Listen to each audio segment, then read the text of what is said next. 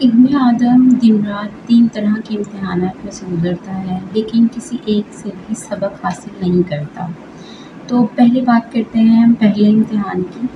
تو آئیں جانتے ہیں، اس کی عمر کم ہو رہی ہے۔ اب وہ دن جو اس کی زندگی سے گزر جاتا ہے، اس گزرے ہوئے دن کی پرواہ بھی نہیں کرتا، جبکہ اس کے مال میں اگر کچھ کمی آ جائے تو یہ اس کی فکر میں پڑ جاتا ہے، جبکہ مال تو واپس آ جاتا ہے پر عمر واپس نہیں آتی۔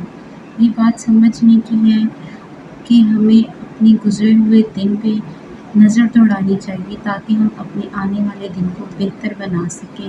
اور جتنا فکر مند ہم مال کی کمی پہ ہوتے ہیں، اگر اس کی نسبت ہم اپنے گزرے ہوئے دن پہ اتنا فکر مند ہوں کہ وہ کس طرح کا گزر گیا، تو وہ ہمارے لیے زیادہ بہتر ہے۔ تو بات کرتے ہیں دوسرے امتحان کی۔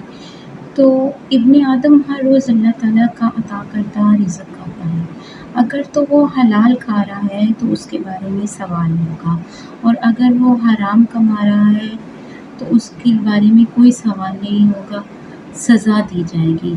اور ابن آدم اپنے حساب کے انجام سے ناواقف اپنی ہی دھن میں مست لگا ہوا ہے، لیکن ابن آدم کو فکر ہی نہیں کہ وہ حلال کما رہا ہے یا حرام۔ تو ہم لوگوں کے لیے ضروری ہے کہ جو رزق ہمیں اللہ تعالیٰ نے عطا کیا ہے، ہم اسے کھا رہے ہیں دن رات، اس کے بارے میں ہم غور و فکر کریں کہ وہ ہم حلال ذریعے سے کما رہے ہیں یا حرام سے۔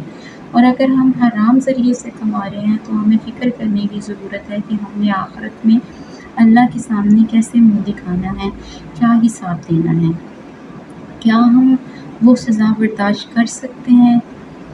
اگر تو آپ برداشت کر سکتے ہیں تو پھر تو آپ اپنے دھن میں مست لگے رہیں، اور اگر آپ وہ سزا برداشت نہیں کر سکتے تو پھر آپ کو غور و فکر کرنے کی ضرورت ہے کہ آپ حلال کما رہے ہیں یا حرام کما رہے ہیں۔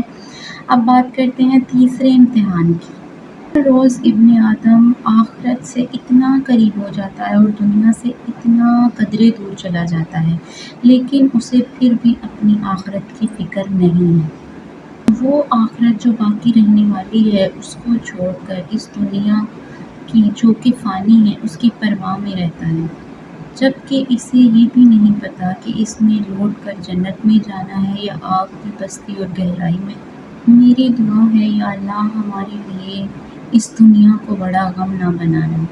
ایک آیت مبارکہ ہے، رب ابنی لی عندک بیتا فی الجنۃ، رب میرے لیے جنت میں اپنے پاس ایک گھر بنا دے۔